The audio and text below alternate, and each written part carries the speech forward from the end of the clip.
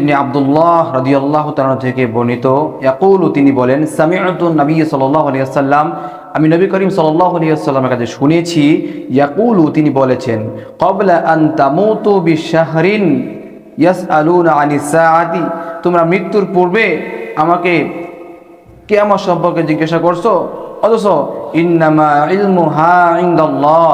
এই কিয়ামতের জ্ঞান একমাত্র কার কাছে আছে আল্লাহ তাআলার কাছে আছে ওয়া উকসিমু বিল্লাহি আমি আল্লাহ শপথ করে বলছি মা আলাল আরদি মিন নাফসিন মানফুসাতিন জমিনের উপরে এমন কোনো নফস নাই এমন কোনো প্রাণী নাই যারা জীবিত থাকবে মিআতি সানাতিন যে তোমার 1000 বছর বা 100 বছর পর্যন্ত দুনিয়া জমিনে বেঁচে থাকবে